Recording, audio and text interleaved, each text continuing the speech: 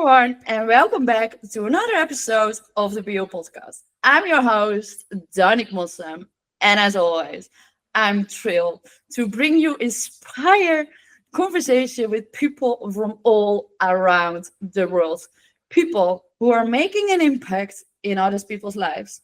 And in today's episode, I'm super excited because we have a very special guest, Aang Lakey.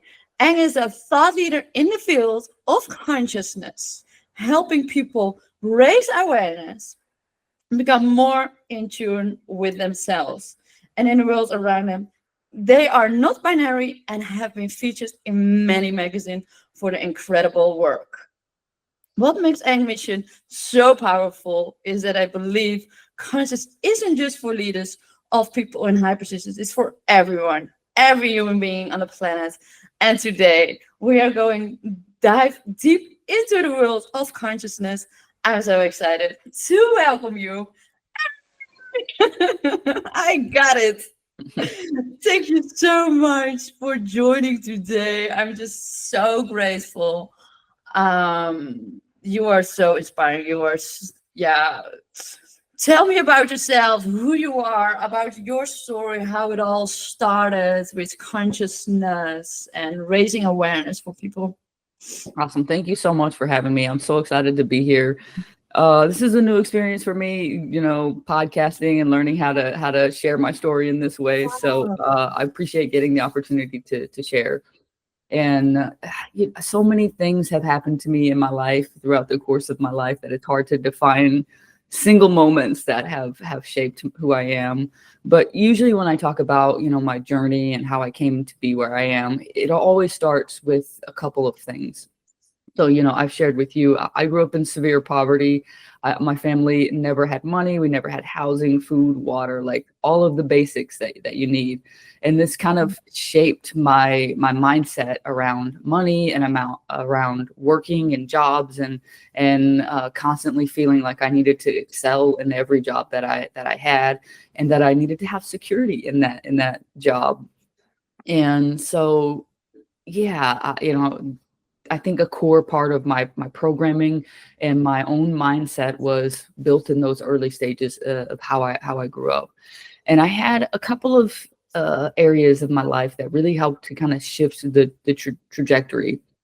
And I think for me, the biggest area, it was definitely the loss of my best friend at 17. And I didn't grow up in the best environment, so I wasn't I wasn't on track for a successful life. And having lost my best friend, he was the first person that had ever shown like genuine kindness and compassion. And I just appreciated so much about who he was in the world. And having to navigate losing him at such a young age was really difficult for me. So I got into a lot of trouble. I got suspended from school, and I was on a path, I think, where everyone else in my family was, which was, drop out of high school, become addicted to substances, go to jail, and like, that's your life. And it took a really important person in my life, a mentor that I had. He was an Army captain. He sat me down and he said, look, you're on a path right now. And he said, you can either take a left or you can take a right. And he said, if you take a left, you're going to do the same things that you've always done, that your family has always done, and that's going to be where you go. And he said, if you take a right, you can redefine your life. You can be whoever you want. You can do whatever you want. And like, he's like, which way are you going to turn right now? Wow. And, that moment, I think for me, that I could redefine my life. I could do whatever I wanted, like that someone else believing in me, sharing it with me, and also telling me that it's not up to anybody but me. Like, it's my responsibility to make that decision and to walk that path. And so, I think, he definitely set me on the right path. I also had, an aunt who adopted me after my best friend died and after I got into a lot of trouble. My mother was actually incarcerated at the time, single mother. I had 3 other siblings, and my aunt, who I would stay with some summers to kind of help with her youngest kid, found out, and she's like, "No, I'm coming to pick you up. Pack your bags. Like that's how it's going to be." And so she ended up coming and picking me up and adopted me. And so I stayed with her for the next, I think, 2 years. And she was also like, you need to define what you're going to do with your life. And you cannot stay in Texas, which is where I grew up. I grew up in Texas. And she said, you have to get away from here and you have to leave all of this behind. And so without her support, her financial support, without her emotional support, and without, her guidance saying, you need to go, I don't think I would have ever left Texas. I don't think I would have gone to school, and I would never have kind of started on the path that I ended up going down. So, wow, you have so many angels in your life. Wow, also, maybe at the right time. I don't know. Wow, and when you choose to go on the path, what was the first thing that you faced? Like, oh, whoa, this is not easy. The way that I choose now, because the other way is comfortable. You know what is going on. That is everything that you know. How was this new path for you? Yeah. So definitely the first thing that I struggled with was my own ignorance. And what I mean by that is I ended up going to a private military school for college. And of course, a lot of people of very privileged backgrounds went to that school. And it was two things that were really hard about that for me. First of all, the level of privilege, actually seeing how much privilege people had in the world. And so, a lot of people's parents were buying them cars and taking them on trips overseas and doing all of these things that I never even dreamed about, And so the privilege part was really hard for me. And then probably the most difficult thing was navigating my own ignorance in terms of the area that I grew up. I was really racist. It was homophobic. It was transphobic, and like the religion pretty much ruled everything in the area that I grew up. And so not only did I have my own biases that I had to work through, but I also had to navigate that in the context of the Northeastern United States, which is super liberal and very, very different than how I grew up. And so, I seemed to be the only person who had these really ignorant beliefs. And while it was easy enough for me to understand the basic concepts behind, of course, all people should be treated equally. And of course, individuals should be whoever they are, and they should be happy and healthy in their lives. I still really had beliefs about who I was and who other people were in the world and how other people were supposed to be in the world. In terms of, you're supposed to be religious, you're supposed to believe in God. And if you don't do what the Bible says you're supposed to do, there's all kinds of like repercussions that come from that, which is crazy to think about, right? But just like the mindset of how I grew up in that environment and the impact that it even continues to have on me today, 25 years removed from that situation. And so I think definitely navigating my own ignorance, letting go of a lot of that stuff, relearning a lot of the things that I needed to relearn to be a healthy and functioning adult especially in an international context. Because I think for me, not only do I work in an organization that is specifically about creating democracy across the globe, but my personal business is also based in an international context. And so for me, it's helpful, I think, for other people who are also struggling with many of those same beliefs to recognize that it's okay to let go of some of that stuff, and it's okay to relearn how and who to be in the world. Yeah, and when you go along this path and this international and removing all the baggage, how did you do that with this annoying voice in your head, like, oh, go back, that is easy, go back, or how does it feel? Because there is always this sound in the back of your head. How do you tackle that? How do you tell Yeah. me about that. Well, one of the things that I talk a lot about in my coaching is helping people to understand a couple of areas. And especially when we're talking about socialized beliefs, we have to be really mindful of our mindset and the thoughts that we're having in relation to whatever the circumstances are. We have to be really mindful of our specific behavioral patterns and how our mindset and our emotional state impacts our behaviors and our habits, and also how we can manipulate the environment around us to help us on our journey. And so specifically, I'm talking about biohacking. And so how can we use the things that we know about the human body and the human brain to make that transition easier for us? So, I have my own routines that I love to do. I really love yoga. I love meditation.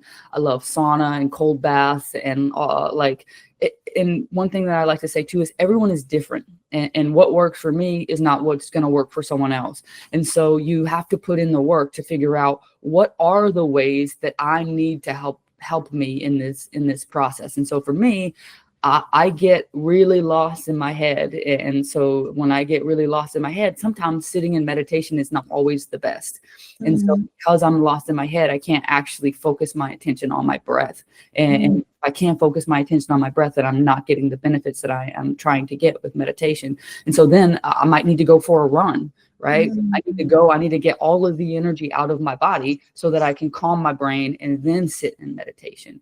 And so I think, there are all different ways that we can kind of help us with our mind chatter. But at the end of the day, I think whatever works best for you and or whoever is out there, then that's what we need to focus in on. Like, what works for me? And what works for me in different contexts, and so being able to have the self-awareness of, if I'm overthinking things in my head, then what is the best method? Even though meditation normally is my best method, what is the best method for me right now? Yeah, that makes so much sense. Yeah, definitely. Also, what you say about, okay, the moment where you're in, for example, like when you have so much energy in your mind, and then you go for a run just to release all this energy that is stuck here. Yeah, super interesting. And how did it change for you to get into this consciousness? Because it is a process, it takes time. What are the first steps you took to be more conscious about your behavior? Oh, such a good question. And I don't even know if I have an answer to the first moment.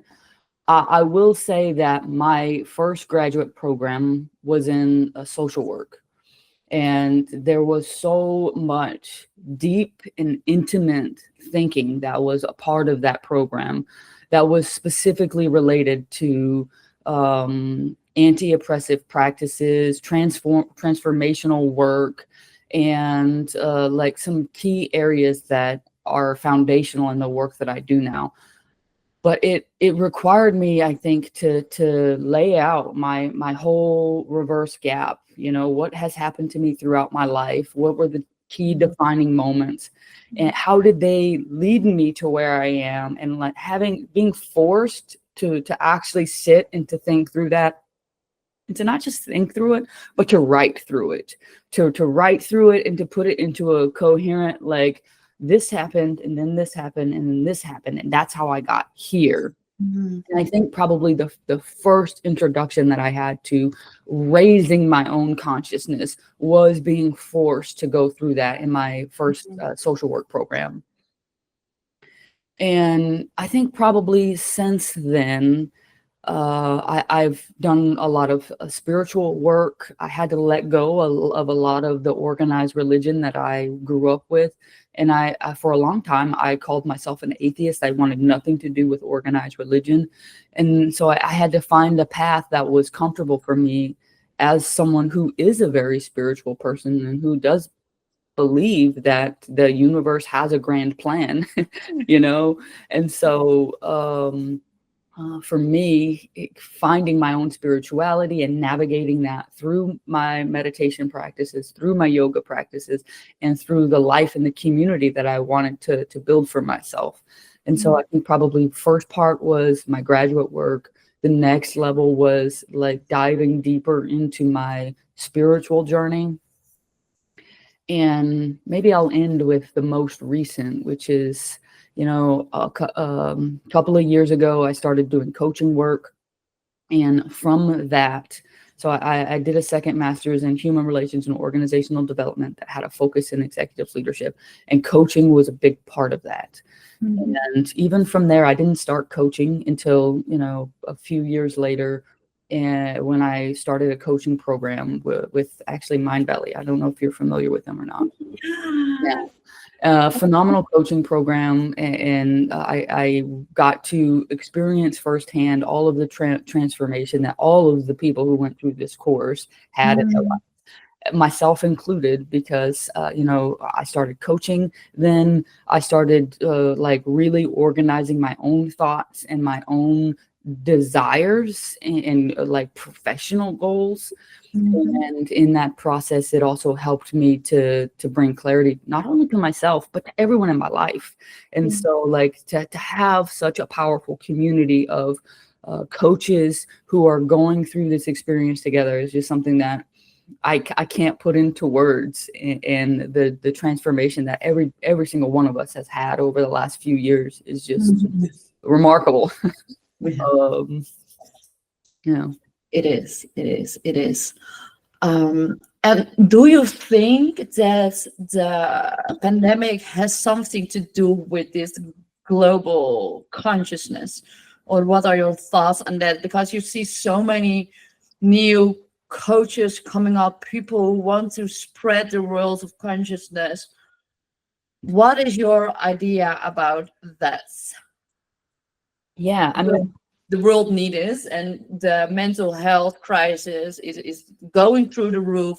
Here in Holland, so many young people die because of suicides, because I don't want to mention it, but a lot of people die nowadays, and it is so terrible. And that's why there are so many coaches coming up, because they are aware of what is going on now. And and I believe the world needs so much more, but those coaches need to be seen and needs to be heard, and it needs to be way easier for those people who are fighting against mental health issues and crisis. And do you know? Tell me your thoughts about that.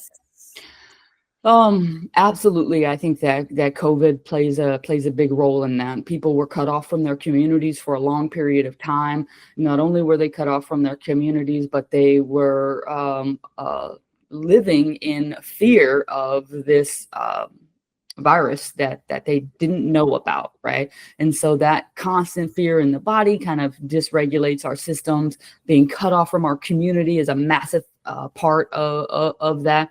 But I think even more than just putting COVID into context, like there is so much happening in the world right now that our entire globe is going through a transition. And without getting overly spiritual or overly dramatic, like I personally believe that as a species and as a planet, we're at the next level of our evolution. And this transition period, I don't know how long it will be, but let's say it started a few years ago with all of the war, with all of the natural disasters, with COVID, and with everything that we're experiencing right now. Like this is a massive transformation for the globe, and we'll go one way or we'll go another way, just like when I was a kid. And so as a planet, we're at that point where we're going to go in one direction or another. And I will say that, I didn't plan to do this kind of work. I never thought I would do anything in consciousness work.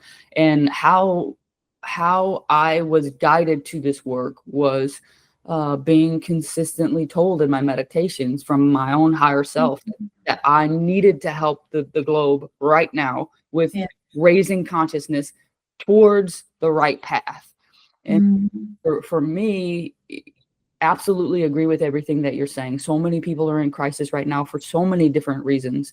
And we all have to raise our consciousness so that we can all succeed together, because we'll either all succeed or we're all going to fail. Mm. Personally, I would like us all to succeed. Yeah, yeah, yeah. And tell me more about your coaching. Tell me more about a situation or a client that you had, like this beautiful transformation. Yeah.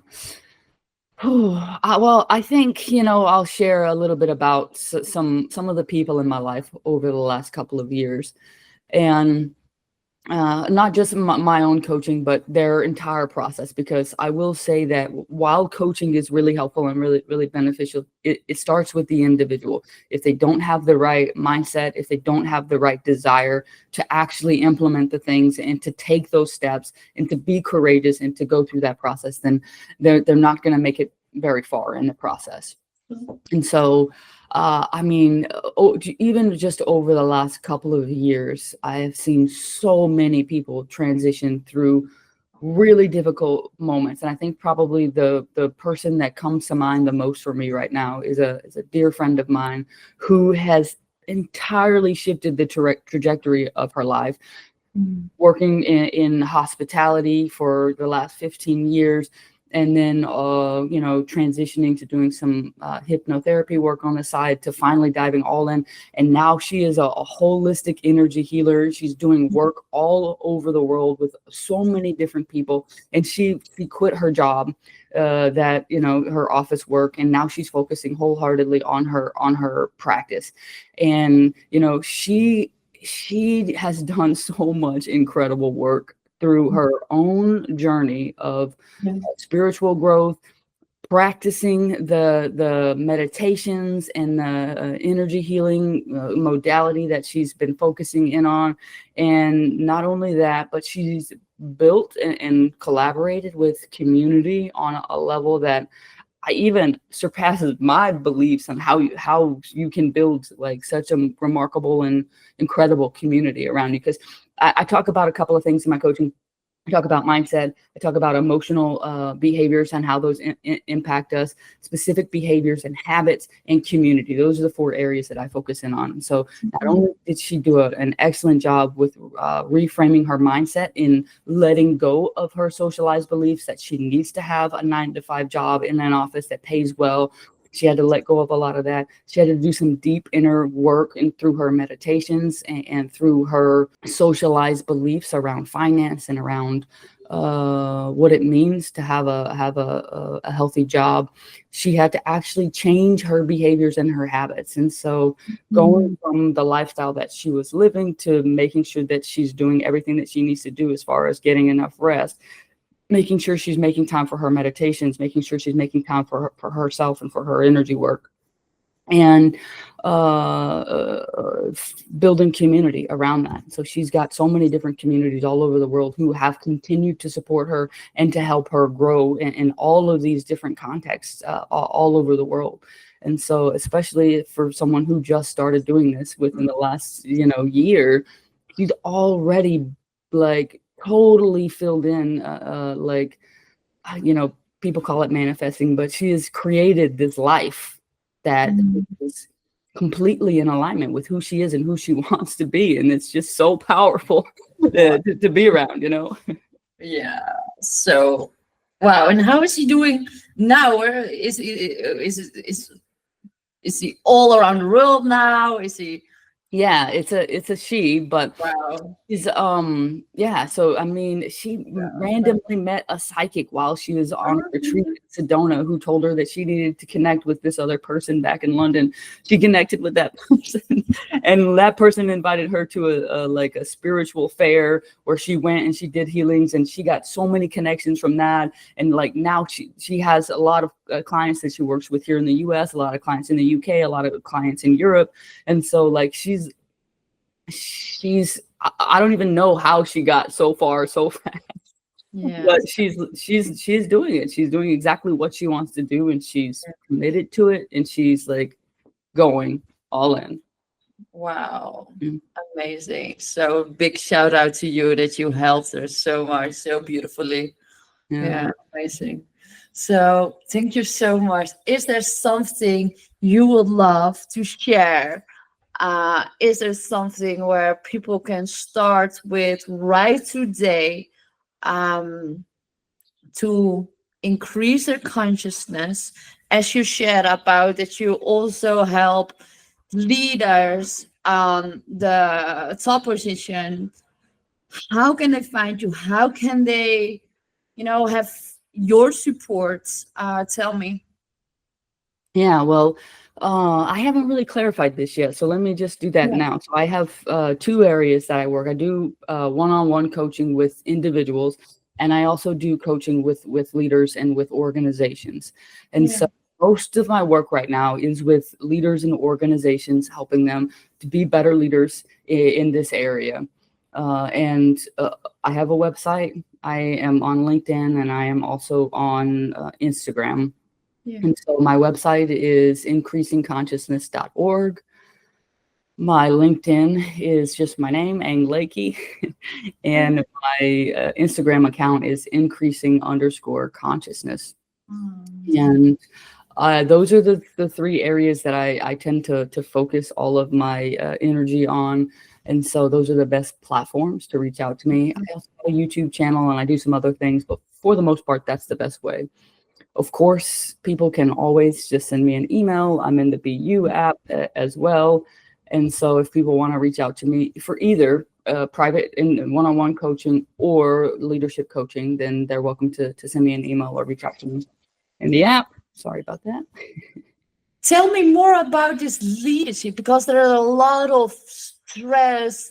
I find it so interesting. So let's talk about leadership positions now, before we're ending this podcast. So tell me more about, okay, so you have those busy leaders. They are trying to force things. They're trying to have this strategy. We need to have this strategy. But what is the way? What are your thoughts on this about leading by consciousness? Yeah. And so, well, there are a few areas that I talk about when I talk with leaders about consciousness. And everyone is in the same place. Usually, if you are at an executive level, you're constantly running around. You've got so much on your plate, and that it's hard to find time to even think about meditation or to even think about self-care and those kinds of things. And across the board, they all say the same thing, like, I don't have time for that. And so, I mean, unless you meet a really good person who's been doing it for a while and they've already crashed and they already know how important it is. Yeah. But generally speaking, time is the big issue, and not understanding the benefits of it. And so some of the things that I talk about, there are three main things that I talk about that usually is helpful for leaders. First thing is reflexivity. And so what I mean by reflexivity is a cycle of self-awareness, self-evaluation, and self-adjustment. So not only do I have to be self-aware, I have to know what's happening for me, I have to know what's happening in my mind and in my body. I have to also know how my behaviors and my personalities are impacting my relationships and my interpersonal dynamics.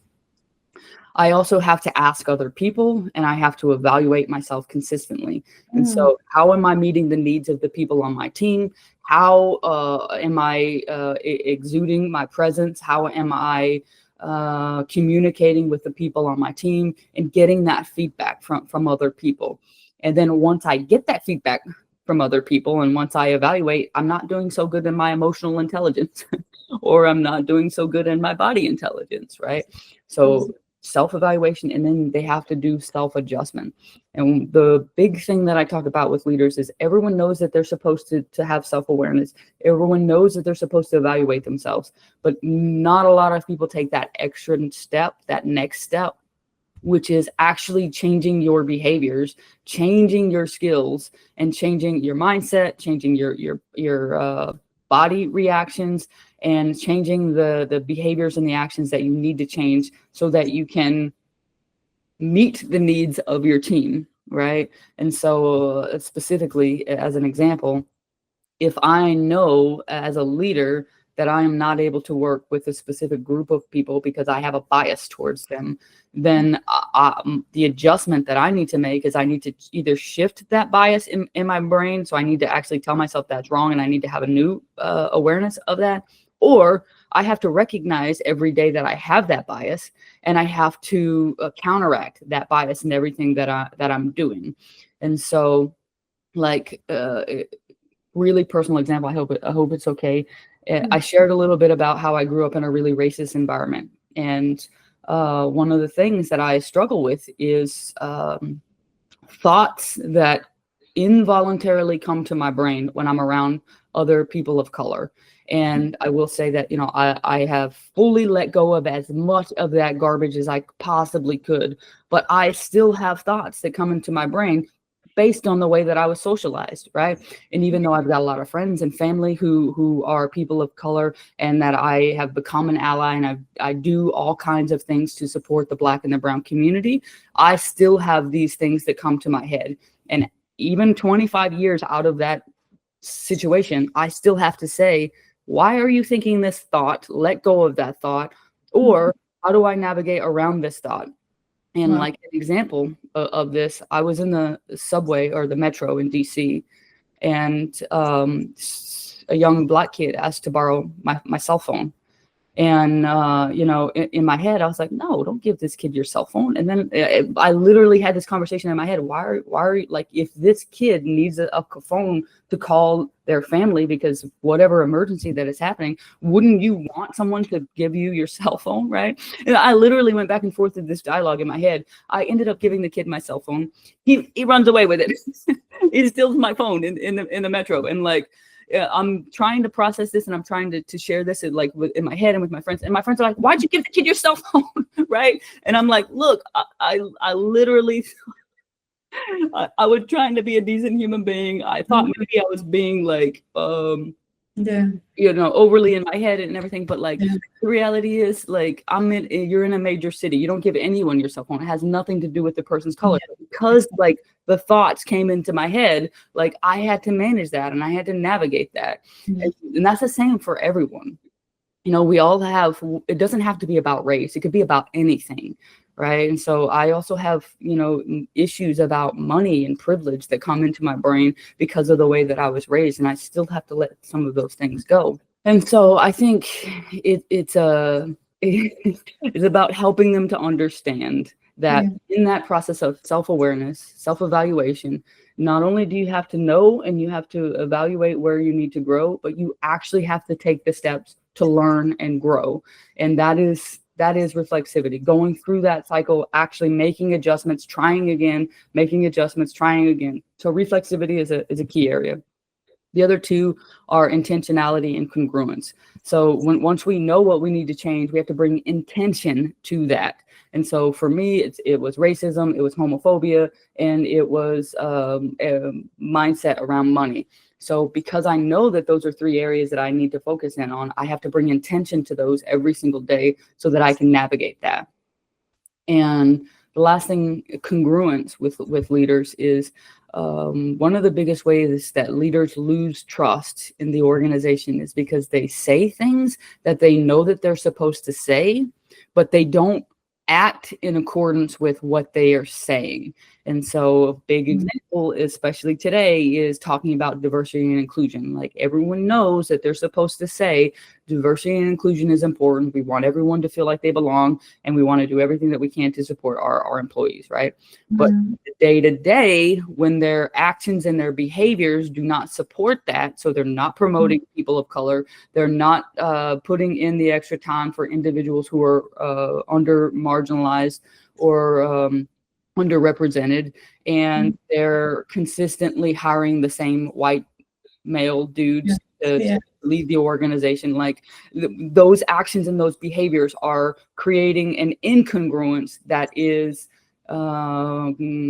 compromising their trust. And so in order to create more trust in the organization, they have to be congruent with their actions and their behaviors, with their words, right? And so if they say that diversity and inclusion is important, then they have to actually show that through their behaviors every single day. Yeah. The congruence is helping them to make their behaviors and their actions match their words and their values. Yeah, that is so true. Wow, powerful.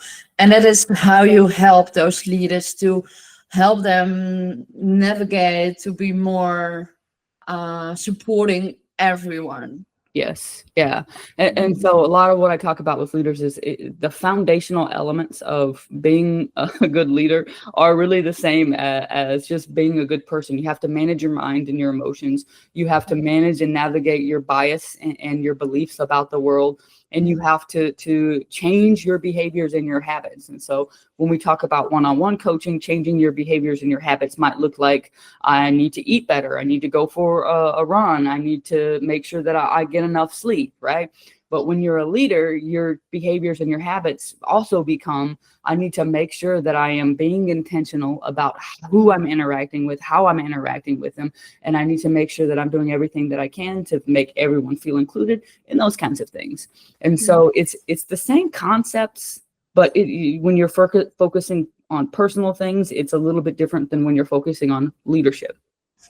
Yeah, so true. Yeah, it's actually the same about you're conscious about, you already know how to live healthier and better.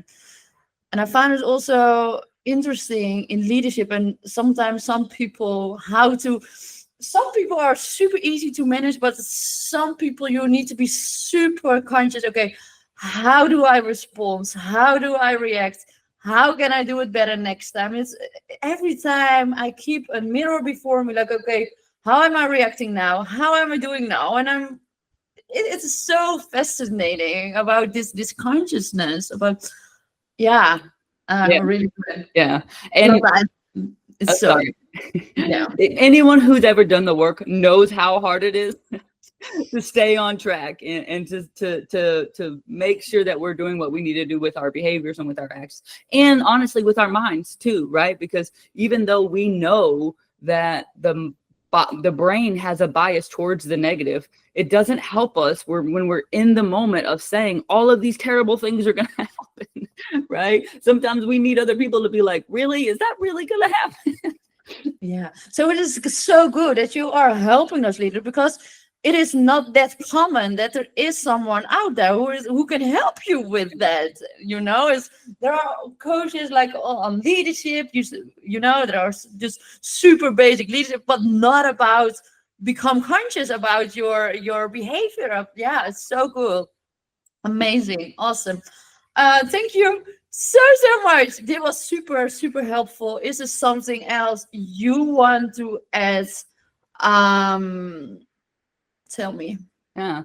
I guess maybe I will just close out with, every single human being in the world who's ever been successful has always had other people in their lives pushing them to learn and grow, and being there and supporting them through that growth process. And so who is your person out there? Do you have a coach? Do you have a counselor or a therapist? Do you have a community in your life that is helping you to grow in the ways that you want and need to grow? And if you don't, maybe just sit and think about how do I bring that into my life? Because especially with individuals who've never had coaching before, who've never had community before, they don't fully recognize the benefit of having people in their lives who are helping them to grow every single day. And I will tell you that hands down, the only way that I have ever grown and like moved out of the last level that I was in was because I had people pushing me and people helping me to make it to that next level. And so it doesn't matter who you work with, find someone who is in alignment with you in your spiritual journey, in your emotional journey, and bring those people into your life. And especially if you do not have it, how can you build it? How can you build community? How can you create the environment that's going to help you get to that next level? Oh, wow. That is so true. That is so true. So thank you so much, Aang. You are incredible. And if you want to learn more about Aang and his amazing programs, his coaching, please check out the description box below or go to increasingconsciousness.org. so much. And I would love to see you again in the next podcast. Bye.